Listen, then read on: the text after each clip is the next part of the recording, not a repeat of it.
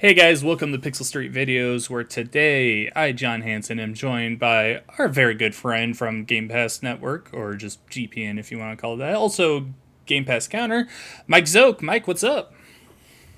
Not a whole lot. Just enjoying the day. Yeah? Ready to talk about a fairly good game. Yeah, let's do this. So if you read the title of this video before clicking in, we are going to have a little review discussion on Psychonauts 2. So we are recording this on Monday after the game released. And as of this moment, Mike, you said you have 100%ed the game, right? Yep, I have 100%ed it, achievements and all. So All right, yeah. Last night I beat the game. I haven't 100%ed it, but I'm on my way there. I think I need to get the figments and a couple memory vaults in like yeah, four. it's not a very hard game to 100%. No. Some of the figments were a pain to find, but otherwise it Yes. wasn't that big. Well, since we're talking about this, let's start off our discussion here. And warnings for anyone watching: we will get into spoilers in this. This game isn't. It has maybe like 2 bad spoilers, so just Yeah. play the game and then watch this. But going on the collectible part of the game, it's like you said, it's not too hard. I will say No. there are certain levels where the figments suck. Psyching Sensorium, Viking Sensorium. it's Yeah. awful. I have like a slight color blindness where it's hard for me to distinguish between similar colors. So Psyking Sensorium was so hard for me to find the figments since they blend in so much They and do. my eyes can't detect like the difference in the colors. Hmm. So that was definitely the level I spent the most time in trying to get the figments. And it doesn't help that there's like 260 something of them in Yeah. that level. It's ridiculous. There's like, 260, something like that. And then there's 3 different sections that you travel between. Yep. Well, actually, like 5 if you count the like offshoot world. Yeah. Yeah, I'm right there with you. I don't have any color blindness or anything. Obviously, I need glasses, but if I just wish they would have put like an outline or something around them, because Something, yeah. Or they use, just or maybe like for that level, since everything's so colorful, the pigments could have been like black and white. yeah, that would have been good. Like Yeah. So on Psyching Sensorium yesterday, I went to finish that level yesterday, and I don't I don't have color blindness or anything. Obviously, I wear glasses, but I don't have any colorblind Yeah. issue. There were moments where I was looking in an area for a figment and I accidentally walked over one and grabbed Yeah. it. I didn't see I it. had that happen I as was well. like, oh, okay, so yeah, that could have been much better. Yeah, it definitely like contrasts other levels. Um, where the figments might have been difficult to find, but it wasn't because they blended in, it's just because they were put like in a unique spot. Like in one of the levels, there's a banana hidden up in a tree, and I never would have thought to look up to get that figment, but it makes sense. It's a banana and it's in a banana tree, so it's in a smart spot. It's just you have to think about it. Yeah. It's not blended in. Yeah, with there being dozens and dozens in every level, there are a lot that are just out there in the open, but every level has at least a few where you're like, you have to do a little exploring for Yeah, it. I think there was only 2 or 3 levels where I got all of the figments in my first run. Like my first playthrough that level. I never got all of the collectibles in one level through like the whole thing. I always had to go back for at least one in every level. But there were a few where I was able to get all of the figments in one go through. But they were the smaller ones, like some of Ford's mines. where Yeah, there's, like, those were the 20 only ones where I figments. got all the figments in the first run Yeah. as well. Like I said, I am on my way to 100% completion, but I do have a bit of a problem to report because Oh. the last 4 story achievements didn't pop for me. Oh, okay. I had an issue with the achievements as well, though my situation is a little unique. I've been playing the game on Steam, and it lets you link your Xbox profile to it. And at one point, I had 37 achievements unlocked on Steam, but it showed 24 for me on Xbox. And I had to completely quit the game on both platforms, and then reboot both platforms, and then open the game, and then they pop. Yeah, so apparently on Xbox, because I'm playing through Game Pass, there is an issue with Quick Resume that Yeah, it just quick resume stops the achievements from popping. Yep. So people were saying, "Oh, just reset your Xbox and they'll pop." I did it and nothing. I fully shut down my Xbox yesterday, so hopefully when I try and hop on there tonight, they'll pop and maybe I'll get Okay. lucky. But yeah, That would definitely be nice. it's gonna be very disappointing if I have to play through the game again just for those Hopefully story not. Hopefully they can achievements. patch in something that makes it pop, because Yeah. yeah, that would definitely blow super hard. Although I did hear, I haven't played New Game Plus yet, but the worlds are supposed to look differently when you play through them in New Game Plus. Really? They're not Okay. supposed to look the same. They're supposed to be different designs and stuff inside of them when you play through a second time. I didn't even So know I'm there was a planning new on. game plus. Yeah, I mean, like I believe I read that. Okay. I could be wrong. But it would be dope. All right. Yeah, I'll have to look into that because I didn't know about that. So yeah, that's annoying being such an achievement whore as I am. I like to have my achievements, especially if I'm going for 100% on a game. Yep. No, I understand. I recently have gotten into achievement hunting, and whenever a game just has one that like has an issue where it won't pop or anything, or just a really nasty one to get, it just really sucks because you really want it, but at the same time it's like this is detracting from my overall experience of the game. Yeah, for sure. Okay, so we got collections out of the way. Let's focus on the story here because it's been 16 years for us since Psychonauts 1 released, but in the world of Psychonauts 2, it's only been a few days since the events of that first game. And I think it's the day after for the VR game Rhombus of Yeah, Ruin. it's basically, yeah, it takes place almost immediately after the end of Rhombus and Ruin. Yeah. Did you ever play that game? Because I'm not much of a VR guy. I I get don't sick have very any easily. VR sets, so I haven't played it, but I've watched a playthrough. Okay. But I'd understand the lore. It's not very long. It's like a 2-hour game. It's a VR game. Yeah, it's a VR game, 2-hour game, puzzle game. It basically just has Lobato. I mean, they explain it in Psychonauts 2, Lobato kidnapping Truman and Yeah. all that. Yeah, when you start up the game, there's a previously on Psychonauts thing that plays through, and I Which is think very smart. they do a good job of recollecting everything that's happened. I will say, though, while you can just go by that and play Psychonauts 2 without playing Psychonauts 1, you Should play miss... Psychonauts 1. You should definitely play Psychonauts 1. I would argue that 2 is better, but... 2's better. 2's a better game. 1 has the milkman. 2 Yeah, doesn't. Milkman, You need to play Psychonauts 1 just for the milkman. As great as all of the levels in Psychonauts 2 is, there isn't one that is Milkman Conspiracy. That level lived rent-free in my head as a kid. Like, I would just randomly, because for a while there, I was very young when I first played Psychonauts. For a while, I forgot the name of the game, but I would always remember the game by the Milkman Conspiracy Theory level. And then I replayed it on a whim back almost a decade ago now, and got to that level, and I was like, unlocked my memory of the game, and I was like, holy crap, it all makes sense now. Yeah. Like, I swore, I tried Googling that level and just, like, describing what I remembered of it, like, spy level, warping roads, and I could never find anything about it. I was going to add, with the Milkman Conspiracy Theory, a point in Psychonauts 2's favor, it also does not have the meat circus. Yeah, no, you're absolutely right. The meat circus is the bane of my existence. I hated that level so much, and I just played it. What's that? I was like, yep, so hey, it Yeah. doesn't have Milkman Conspiracy Theory, but it also doesn't have the meat circus. Yeah, no, that's absolutely true. There's no level that's as bad as the meat circus. The meat circus was just designed horribly. That's all I can say about that. Even the patch they released for PC versions of the game back in like 2011 still doesn't fully rectify the issues with the level. It just makes it a little more bearable. Yeah. One thing I want to talk about, though, is the differences between the stories. Because in the first one, you're stuck at, is it Whispering Oaks campground? Whispering Creek. Whispering Creek. Whispering Rock. Whispering Rock. The mines that you jump into in that game are a lot of people that are clinically insane. Like they've lost their mind. In this game, you're jumping into the minds of Psychonauts. You're jumping into the minds of the original team of Psychonauts. And they're not necessarily crazy, but their minds have been shattered from their battle they're with broken. Maligula.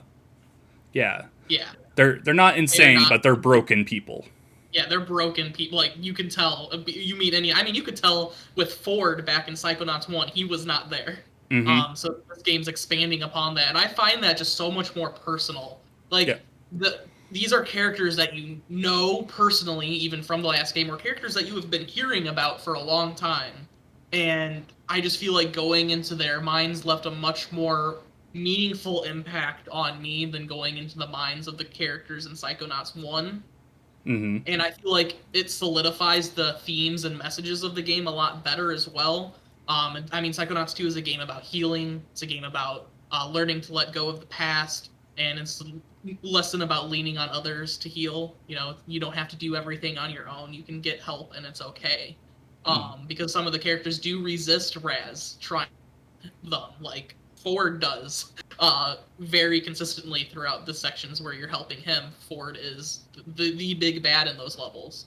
And I don't know. It just left a mark on me, I guess, in a way that Psychonauts 1 never did, despite how great Psychonauts 1's story is. Yeah.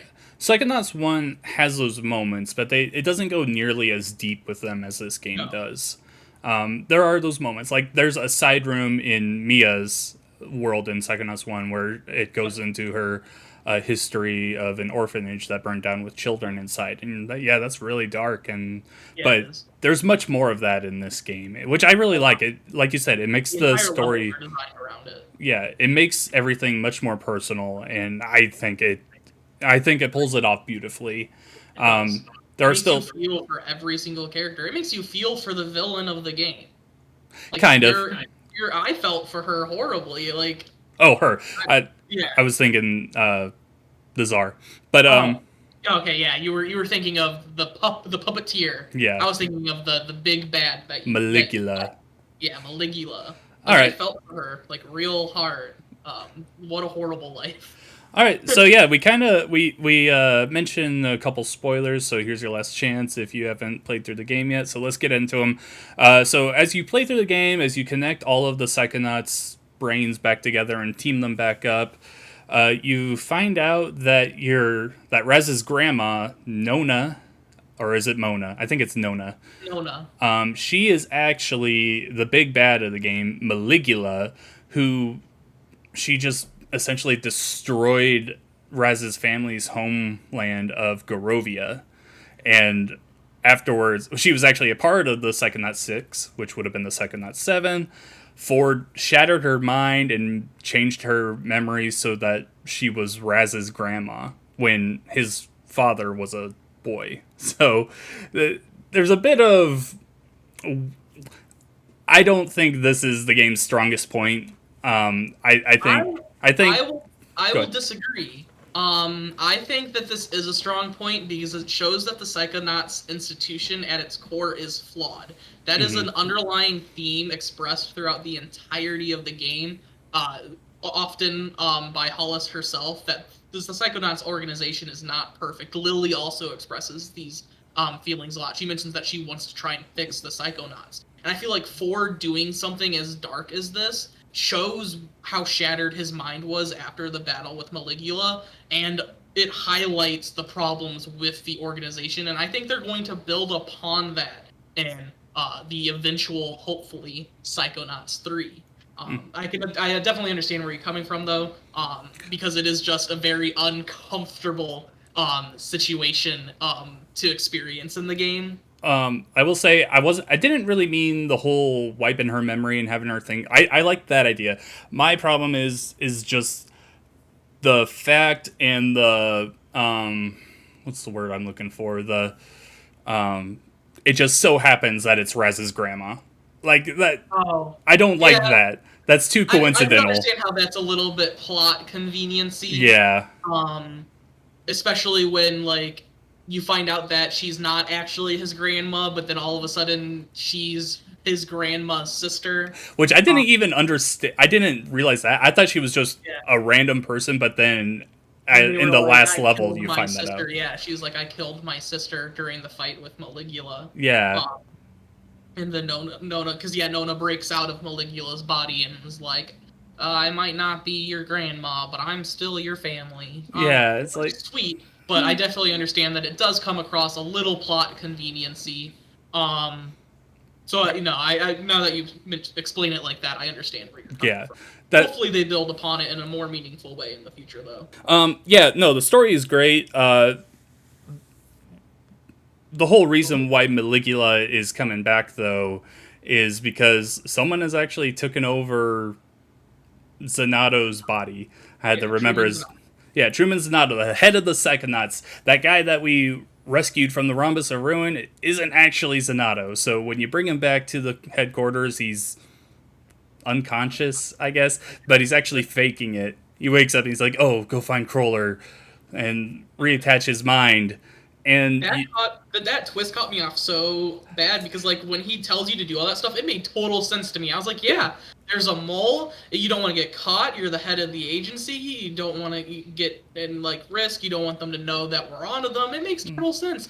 And they throw that twist at you, and I was just like, I mean, then you think on it, and you're like, that makes so much sense because that whole time, Agent 9 and Sasha, or Agent 9 and they're looking for Nick's the villain, the actual villain's brain, but they don't know he's the villain. So just I don't know, it made so much sense when that reveal went through. Yeah, no, this twist I love a lot more than the other one that we were talking about because it's this whole thing where he's faking to be unconscious the entire time because he's not Zanato. He knows he'll be caught if people see him trying to act like Zanato. So he fakes being unconscious, gets a hold of Raz alone. He's like, "Hey, don't tell anyone. Do this for me." And then he just appears and at the end with the machine, and he sees Maligula, and he's like, "Oh yeah, no, I'm crazy." And then you jump into his mind, and you find out that it's Nick John Smith, the mail clerk. Mail room guy. But he's not really the mail clerk. He's the heir to the Garovian throne, and he's such a spoiled royal asshole, pretty much. Yep. Yeah, he talks a lot about how, I love my caviar. I had a candy machine or a cotton candy machine in my room. Grulovia was amazing. Like, it's so great.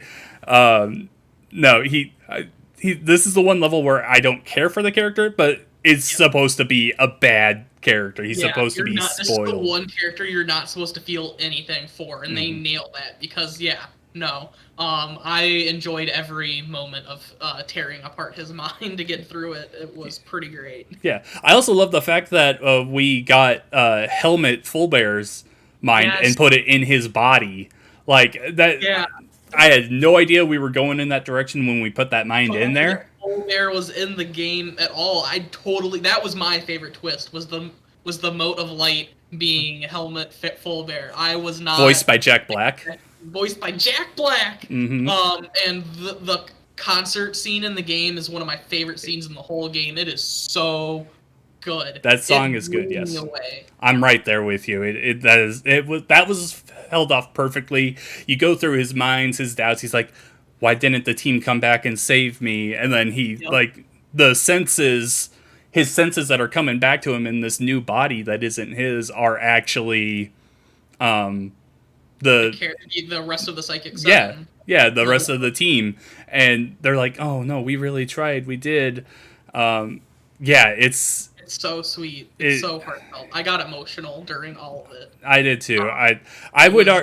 While I hated collectible grabbing for that level, the Psy-King Sensorium is probably my favorite level. Yeah, same. It's easily my favorite level in the game. And then, I mean, just his character as well. You have him and his story with Bob Zanato and like all of that caught me off guard so much, but it made me so happy that they were actually a couple. They were a couple and they were in there. That's one aspect of the game that made me very happy as a queer and disabled gamer. You had one of your fellow interns in a psychic wheelchair, capable of doing everything else that everyone else is able to do it, and then you had two of the founders of the Psychonauts as a married gay couple, and it was very sweet and very emotional. So I also enjoyed that section of the level as well. Yeah, the wedding. I will say I wasn't a huge fan of Bob's level. His mind, I'm just not a big fan of the canoeing around. Yeah, the It's canoeing just kind of around slow. was a weak point. I felt like all of the other parts when you're not canoeing around were very strong. I would have preferred if they had some kind of platforming instead, connecting the islands rather than the canoe. Because I'm with you there. Like in every Kingdom Hearts game that has a Pirates of the Caribbean world, my least favorite world in the game is the Pirates of the Caribbean world. Except for 3. So, yeah, no, I don't like 3s. I love 3s. I'm right there with you with 2, but 3 I love. But we're talking about Psychonauts. Back to Psychonauts. I'm right there with you. The canoeing was bad, but I do love the 3 sections there, because the first is his trauma with his mother going out to the garden and dying. What was the second one? Because the third one was his wedding with Sonata or Helmet. And the second one was I can't remember. It was Truman. Oh, that's right. Truman firing him. His nephew firing him from the Psychonauts. So dealing with 2 traumas and one very... Well, I guess it also goes into Helmet being lost. So, 3 traumas that really all connect together really well. It literally shows you step by step how his mind shattered. And I find that just extremely good. Overall, the level is... I mean, every level is so thematically tight. And that's one of my favorite ones when it comes to the thematics of it. I just felt like showing the step-by-step was really nice, because you had the 3 or 4 different levels for Ford, but all of the reasons were kind of more disconnected or not told in a row, whereas this one was straight in a row, you know? Going back on what you were talking about with Helmet and Bob being a queer couple together, I really love the way that they kind of just... That didn't feel forced at all. It took me a moment to realize. It was happening, and I was like, wait, what? Like, you don't even realize it during the Psy King Sensorium, really. They're reproduced there. You have there's idea. A moment where he's like, I'll come back for you. I'm waiting for you. Like, it hints at it, but it's not like I didn't take that. I mean, they were friends. They were lost. Like, whatever. Like, I get it. Like, fine. And then you get to, like, the wedding, and I'm just sitting there like... Oh, yeah, they were straight up a couple. So that was amazing. I loved that a lot. Yeah. It was really nice. Not forced. Very wasn't well forced. Written. It felt like part of the world. Like, that was just the general feel of things. Same with the intern who's in the psychic wheelchair. They never acknowledge it. Like, they never point it out. They never joke at him like, you can't do what we do. The only time they actually do anything with that is the final battle, when he's knocked out of his wheelchair and he can't get up. Knocked out of it, but that's it. Like, that happens. Anyone gets knocked on their butt, they're gonna get knocked on their butt. I loved it. I thought that was amazing. That is a perfect example of how to handle representation, because some pieces of media will try to force it or try to do stuff with it, and it's a lot better when it fits naturally into the world. You don't need to over-explain stuff like that. Those kinds of people, those groups of people exist. Yeah. You don't have to explain them existing. They exist and are in the world. Really nice to see. Yeah. So you go through the game, you connect all the Psychonauts' minds again, and you go into Nona's mind and fight off Maligula. We'll get into gameplay and boss fights here in a second, but the game ends off with you ridding Nona of Maligula. So the problem is Maligula is a part of Nona's mind that has been drawn out because she was forced to protect the Tsar family during riots. She was forced to wash away innocent protesters and everything. And that just broke a part of her where she became this crazy... Bloodthirsty monster, yeah. But you throw that back into her mind because they are very clear about this. Everyone has that part to them. Yep. They just know how to hide it and keep it buried away. Nona needed help putting that back locked away instead of Ford's method of just locking it away forcefully and making her a different person. I think they handled that really well. It finally comes out that she is Raz's father I think it's Augustus. He remembers that his real parents are dead, that his aunt became his mother, and I love it when you go back and talk to him in the questionable area. Yeah. You have this really great conversation between him and Raz where he's like, one of the best moments in the entire game. and it's like, completely optional. If you don't come back after the credits, you won't see it. But he's straight up like, I'm having a bit of an identity crisis. I can't tell which memories are actually mine because I have a full lifetime of memories with Nona, but now my memories with my real parents are coming back, and it's just wow. Like, I wasn't expecting to see something like that just it on the shows side. the ramifications of Ford's actions on an innocent bystander. Mm-hmm. Because while, everyone has something like Malia inside of them, it was still her that did those things, Yeah. The actions for her could be justified in some manner. Mm-hmm. Because she killed thousands of innocent people. Yeah. But his dad didn't do anything. His dad just existed. Yeah, he just existed, and or he could have done anything. He could have kept her as his aunt. He didn't have to make Augustus believe that was his mother. Mm-hmm. That was a complete horrible thing, and it affected an innocent bystander. And it goes to further show the problems with the original Psychonauts. I think what I love most about Augustus is that he forgives them too. He like straight up forgives them. He's like, if you ask him about Ford Cruller, he's like, you know what? There's not much point in being mad at him. He's been through so much. And then also Nona, he's like, it's gonna take a little bit, but she's still family or something like that. Yeah. He's like, it's gonna take time for me to get used to. I think is about what he says, and then he goes, but she's still family, and she is. It makes sense. No. Augustus is great. Yeah, no, by far one of my favorite side characters in the game. His support for Raz was adorable and cheesy and funny. Him embracing the psychic powers. Yeah, everyone else in his family was so ashamed of all the psychic powers. It was so sweet to see the dad supporting Raz, like, so hard. Like, it's so nice to see. I love a good parental relationship in any form of media. It pulls at my heartstrings. So I really appreciated that. I will say I also just really like Raz's family in general. This is the first time we've seen the entire family. He has 2 sisters and a brother, his mother, and then sisters and 2 brothers. You're right. Yeah. I forgot about the older brother. And when they first re-meet each other after Raz ran away from them, the siblings are all jerks to him, just straight up.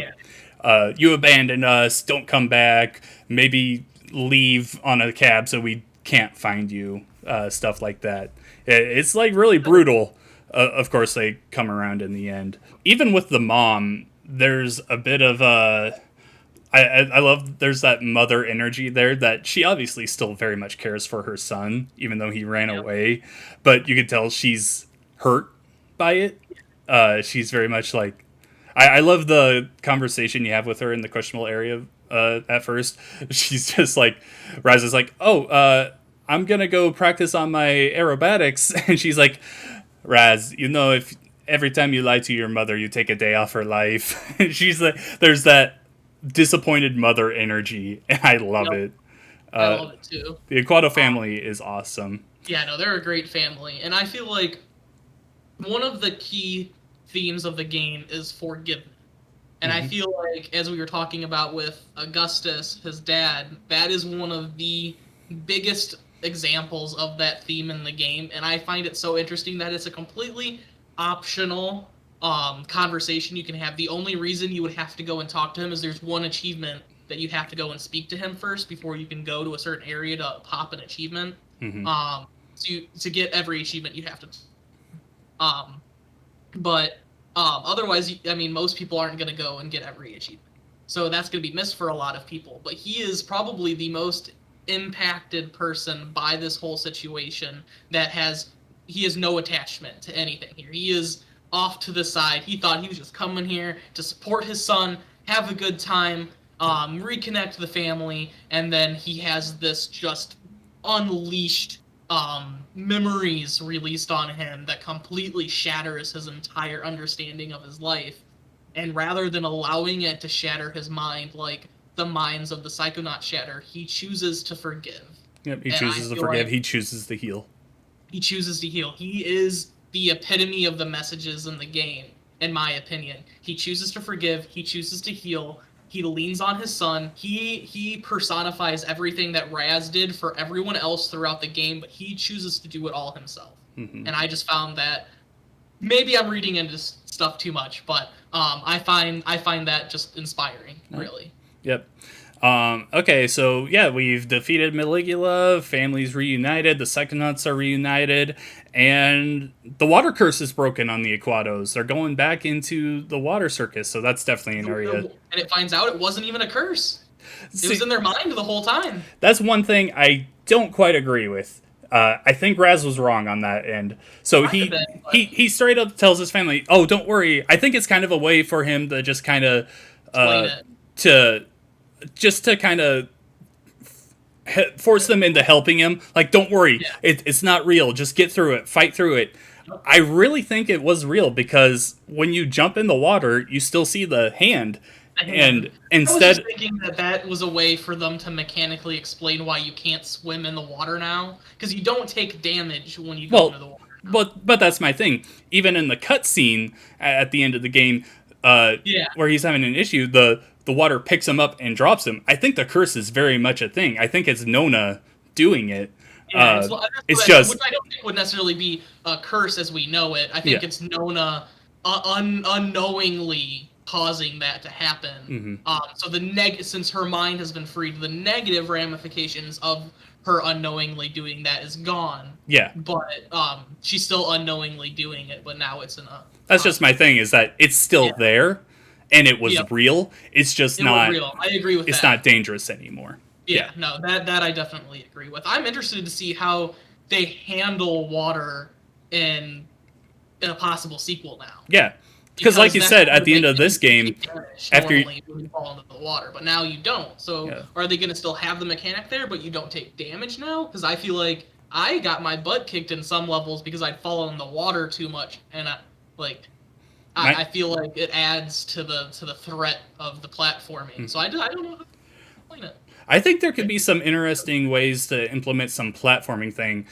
Maybe you don't swim, but you could like slide across the water, or you could just bounce higher across the water. We'll see with Psychonauts 3. He gets like a psychic trampoline, so when you fall in the water, he can like do a psychic trampoline and bounce himself back up. There's a lot of stuff they could do with it. Yeah, absolutely. So I'm interested to see where they take that. Yeah. I do think there are plenty of areas the game could go with in a sequel. There's a lot of like, I wouldn't say loose ends, but they leave a lot of areas where you're like, oh, okay, Forsyth is going on vacation. What's happening there?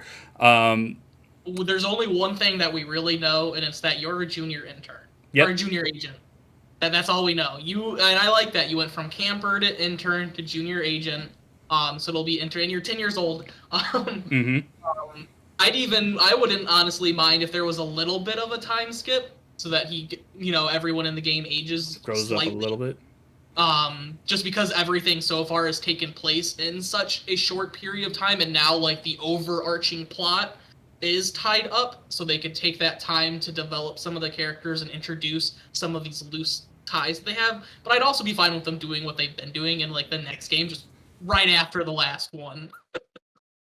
Hollis gets kidnapped on her vacation. Lobato has her brain. Yeah, because he gets away. It's kind of a cheap thing. Sasha just left him in his lab, and when you go in there after the game ends, he just jumps down the tunnel system. It's like, oh. One thing that I was a little bit disappointed with is that you didn't really see Vidello or Nine that much like throughout the game. Yeah. I love them. I wish that they played a more important role in the plot. Like, they're there a lot at the beginning, but otherwise you don't really see them unless if you choose to go and talk to them. And they don't even have much to say. And I just love them. I think they're fantastic characters, and I would have liked them to be more involved. But it was also nice because they helped Raz so much in Psychonauts 1 that this was kind of like him on his own. He didn't have a lot of assistance from anyone throughout all of this until the very end when everyone comes together to assist him. So it also showed a little bit of growing up for Raz. So I understand why they did it on like a narrative point. I just really like their character. I get that. All right, so let's finish up our discussion on some gameplay because we talked about the story. We love the characters. Real quick, I love the voice acting in this game. It's so good by everyone. Also, shout out to the archetype being the voice of Gur from Invader Zim. So we have Gur and Zim here, and You put those in a game and it's a 10 out of 10. That's all I can say. Yeah, exactly. Like, and you could like with the archetype, like it's just straight up Gur. Hear it, Gur, like the whole time, but I didn't realize it until I saw your tweet, and then I just like sat there for a second. And I was like, "Holy crap!" Because I knew that Raz was Invader Zim. Like I knew that since the first game. I've always known that, but I didn't realize that was Gur. And I went back and listened to the archetype, and I was just like, "It's just Gur." It's straight up Gur. Yeah, no, the first time I called him in. Well, maybe not the first time, but it took a couple times. There was something he said. It was something like "woo" or "wee," and I was like, "Yeah." He goes "wee." He goes "wee." I was like, "Oh, that sounded just like Gur." And I looked it up. I'm like, "Who's the voice of Gur?" It's Ricky something. I can't quite remember at the moment. And then I looked at his IMDb, and it's like Psychonauts 2 archetype. I'm like, oh, no way! I absolutely love it. I love talking to the archetype, even though he doesn't have a ton to say. It's like. Hey, how you doing, clone? Ah, that's cute. My clone thinks he's real. It's like, oh, I love him so much. It's just straight up Gur. Because they didn't bring all of the psychic abilities from the first game into the second one. But I do hope that the archetype is one of the abilities that they bring into the third game. Because I love the little dude so much. I saw the pin that you can get that makes him not say anything, and I was like, that's lame. I'm like, why even include that? That is awful. I was cackling the entire time that he was out. Like, every time he's out, I'm just cackling. One thing I would hope they do, we are on gameplay right here, so this works. The archetype, I would like to see him get an upgrade in the future where he can be offensive instead of just a dummy. Upgrade and introduced earlier. Yes. Because while his ability is great, he's introduced so late in the game that he doesn't have a whole lot of use other than backtracking to like 5 specific areas and using him to open a door. Yeah, and just using him as a test dummy. And even in that boss fight, after you get him, you want to save off on using him until he's needed in that boss fight. So like, they just kind of pull away from that, honestly. Yeah, I feel like all of the other abilities, I feel like reached their potential very easily. I feel like there was more they could have done with the archetype, so I hope they bring him back in the future and expand on it, because it's a really interesting ability. I love games that have the duo character, you know, you have something to help you through certain puzzles, and I feel like they could do a lot. Yeah, and it's not like it would take away from the combat in this game, because I don't think that's the main point of this game is the combat. It's just kind of thrown in there. How unique the combat system is, because you, like, 90% of fights, I barely use my fists at all. You're just slinging your psychic abilities off like crazy to do these different combos. Fire, you're pulling, psychic or mental thoughts, you know, going and pulling people towards you and smacking them away.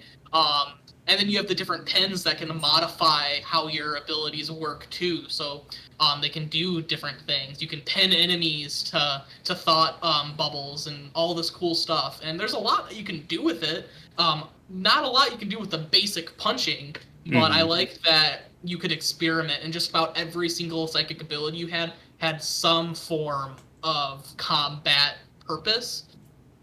Even the archetype, his final ability that you unlock, like, does damage when enemies hit him or are near him or something. That damages enemies in some form. So everything you're able to incorporate. And as a big hack and slash fan, I was out there pulling off wicked combos, just slinging around all of these abilities as best I could. So while it seems simple on its surface, there's a surprisingly deep amount of stuff that you can do with it, which I really enjoyed. That's cool. I don't think I ever really got to that point with it. I always seem to just pull off the same moves against the same enemies. So, like, when the enablers came up, I was like, okay, to stop them from healing the guys, I would use pyro on them, catch them on fire, and they run away. Then I would just chase them down and punch them or blast them. the sensors, I was like, okay, I have this pin to increase my blasting against them. Boom, blast them, they're dead. It was just always the same thing. When the judge came, okay, grab his hammer and throw it at him. I never really got into that combo thing like you were saying. It stayed a basic kind of fight for me throughout. Like I said, it's on its surface, it's a very simple combat system, but just playing. I try and make every game I can into a hack and slash if it has combat. I'm just like, what can I do to do weird stuff? And I just really enjoyed how much Psychonauts allowed me to experiment. And it was really nice being able to see what I could do, because like you said, with the enablers you could catch them on fire, but like what I would do is if there was a thought bubble nearby, I could pin them to the thought bubble, catch them on fire, and then I could thought bubble them to myself, pull them forward, knock them out, and that usually would just KO them, so I don't have to chase them down, they're just dead. Obviously that's a little situational since you need to have the thought bubbles nearby, but it was really nice. Yeah, combat-wise, I think the flow of combat can be improved if they do make a Psychonauts 3 in the future. That's really it on the gameplay point. I think the bosses are really good in this game. No, they were super unique. Yeah. I really enjoyed them and fighting them, because half the time it wasn't even like doing damage. Like you weren't just fighting them, like with the Compton's boss fight, the puppets boss fight. Yeah, the puppets. Like you're just making food, and then they get full, and then you're beating the crap out of them. But the point isn't to fight them. The point is to fill their stomachs. Yeah, it's kind of a not really a puzzle. It's just kind of a searching and dodging thing. You're more focusing on keeping yourself alive than killing them. It adds a little bit of a unique flair to the combat system, because I mean, as good of a game as, like, say, Super Mario Odyssey is, the boss fights in it are largely fairly weak. Yeah. They're using basically the exact same strategies to do damage the entire fight, and each of them is just fighting. That is a problem a lot of games fall into. I felt that way with Psychonauts 2. I felt like everything was rather unique, distinct from one another, and they did a good job, for the most part, of highlighting the abilities that you just learned, and incorporating that into. I would say there are a lot of games that fall into that problem, like you were getting to. God of War 2018 is very well known for just having too many of those troll boss fights. So not even these simple like kid games, like they don't have to fall into this trap. Like you said, Mario does it a lot. AAA games, one of the most critically acclaimed games of all time, has fairly lame boss fights for the majority of its being. And yeah, Psychonauts 2's boss fights also, I mean, Psychonauts 2 currently, not even going to deny it, it's my game of the year. It has some of the most unique boss fights that I've experienced all year. The only game that's come close to me so far this year is Death's Door. But even Death's Door's bosses aren't nearly as diverse in their style or it's layout. Dodge and attack. Yeah, it's basically just find the pattern for the boss and try to kill them, which is incredibly fun. Death's Door is incredibly fun. Yeah. But it's not as crazy off the tracks as Psychonauts 2 is, but there's very few games that are as crazy and full of unique charm as Psychonauts 2 is. I think charm fits it perfectly. I don't know if it's my game of the year so far. This is something I'm going to have to think about, and when we end up doing our end of the year show with our games of the year, I'll really have to come back to it. As of right now, it's definitely up there though with me. Yeah. I have 3 contenders right now. I'm expecting at least one more with Lost Judgment in September. But yeah, right now it's Psychonauts 2, Death's Door, Resident Evil Village. But I mean, there have been a lot of really good games that I've played this year. Just not a lot of them have quite hit that game of the year material for me. So, plus, I mean, Psychonauts 1 is one of my favorite games of all time. So I have a little bit of bias towards Psychonauts 2, I will admit. I think I'm very good at articulating why it's good, and I don't think I let my biases hinder. I think you're doing good. Yeah.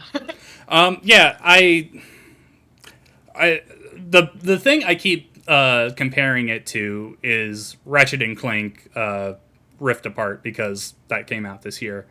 And when I think about it, They do have some similarities. So in Ratchet and Clank, you're going through portals and seeing new areas really quickly. That's one thing I love about Psychonauts 2 is because you're in people's minds, you go through rooms that just don't make sense. Yep. So Like, they are portals, but they just aren't explained as portals. Yeah. Like, they function almost the exact same way as the portals in Ratchet and Clank. They just aren't, you aren't making the portals yourself to bounce between them. They're just there, and you're all of a sudden in a completely different area that looks nothing like where you just came from. Yeah, probably the one I think of the most is the ride level in the Czar's mind, where Yep. you're stuck on a ride and you're going through and you're seeing all these animatronics and everything, and you see the family and they're like waving to the crowd and everything. You turn around a corner and you see the other side of them, and it's them running away. But when you go in there, it's a different room than the one you saw before. Like, you can't tell that it's a different room. It is like, the way you perceive it is it's just one room, but they have it designed in such a way that it completely changed, and you can just go back and forth between the two, and it'll just change. It'll both exist at the same time, and you won't be able to explain how. Yeah. My favorite one is in the wedding area when you're going through that one like twisting hallway, and the cake is changing as you walk through it. Yeah, and it's a tiny room. A very tiny room, like just a little square box, and you're on one side of it. You go through it a bit, it keeps changing, and you're out, and you're in a completely different area. Yeah, and that was one of my favorite. I'm right there with you. Or the refrigerators in Zanato's Bob's level as well, where you like go through the refrigerator, and you can just kind of like step between the two, and it's just like, yeah, it's really impressive. 16 years to make Psychonauts 2 definitely made this a better game than I think it would have been if they were to do it, let's say, 5 years after release. Running on the Series X, man, this game, it's beautiful. It's very well made. I love the character designs. Art direction is amazing. We've gone on and on about how we love the levels. Did an amazing job with it. Yeah.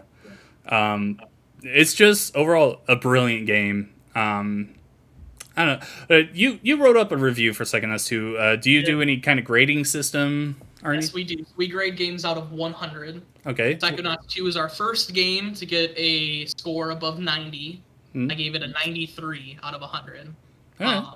Just because of, like you mentioned, the combat could have been smoother at times. Some of the twists fell slightly flat, just felt a little plot conveniency. And then some of the collectibles, like the figments, kind of hard to find at times, kind of detract from the experience a little bit. Not hard in a challenging way, hard in a I can't see them, this isn't fair way. This isn't fair. But, I mean, no, it's good game. 93 out of 100. I loved it. I'm right there with you. I would probably give it a 9 out of 10. We go by 10s here. Yeah, I'd give it a 9 out of 10. There's just so much there to enjoy. It's so good. And for me, like, I don't know, it's close. It's so close to getting that perfect score. It's so close. If it just brushed up a few tiny things, a few small polishing issues, brush up a few of the plot convenience spots, it would be an undeniable 10 out of 10 for me. And then fixing the figments and I think that's the biggest attractment out of everything in the game is basically the figments and some of the levels were just frustrating. In their colorblind modes, I appreciate them being there, but because of my specific kind of colorblindness, they don't really help me. So it was very frustrating. All right, well, I think that will do it for our review discussion of Psychonauts 2. Very excited to see what Double Fine does next, since their next project will be just an Xbox game. It should be, at least. They said, and I believe they've stated that it will be a new IP. I have heard Tim Schafer talk about how he wants to do something new. Yeah, he wants to do something new. A lot of people are like, let them make Banjo, but Tim Schafer himself has stated that he has no interest in making Banjo. And I don't even really want them to. I don't want them to either. I love Banjo-Kazooie. I do. I don't think Double Fine is the right place for that. Double Fine, very talented 3D dev. They're very talented immensely. They're good at making very weird games. Very creative games at that. Very creative, very weird games. Banjo-Kazooie should not be that style. No. Banjo-Kazooie is a very much more a traditional collectathon 3D platformer, and Yep. I'm sure Double Fine, if they took away their creativity, they could make a fine Banjo game, Mm-hmm. but then it wouldn't be a Double Fine game. No, I'm definitely That's not why you go to Double. I'm definitely excited to see what they do next. I think Psychonauts 3, if they do make one, it's going to be a few years away, but after getting Psychonauts 2, that's fine. Like, we don't need 3 anytime soon. I waited 15 years for the sequel, so I can wait a couple years. I hope it's before the end of this console generation we get Psychonauts 3. That would make me very happy. But even if it's on the next generation or whatever happens next, I know that Double Fine is going to absolutely kill it. And now that they'll have the full support of Microsoft for the entirety of the development of the game, they don't have to crowdfund the next one. Yeah. And Psychonauts 2 right now, it's hitting like one of the top 5 selling games on like every chart out there currently. Like, Double Fine could end up becoming one of their flagship developers. I really hope so, because I think they're It's a $60 game and it's selling like hotcakes currently. They are such a talented developer. They deserve everything. They're so great. Yeah. I love them. Double Fine's one of my favorite developers in the game, even though they've only made 6 games. Something like that. Yeah, it feels like more, doesn't it? Okay. Yeah. All right. Well, that does it. Thank you so much for watching and listening to us. Mike, where can the people find you? You can find me on Twitter at Mike Szoke, just my name there on the screen. Anywhere where there's social media, you'll find me with that name. Otherwise, you can find the work that I do for the Games Press Network at GPN_GG. You can find me at Game Pass Counter, both .com and on Twitter. It's just Game Pass Counter. I do all the stuff for there. I'm the editor-in-chief for GPN, and I do all of the social and all of the list updating for Game Pass Counter. So you'll find me all over the Xbox world. All right, and I am John Hansen. You can find me on Twitter at RevexShadows and find my writing on GamePro.com. Do check out Mike's written review of Psychonauts 2 that he gave on 93. Be sure to do that. And if you are having any problems with the game, check out my guides on GamePro.com.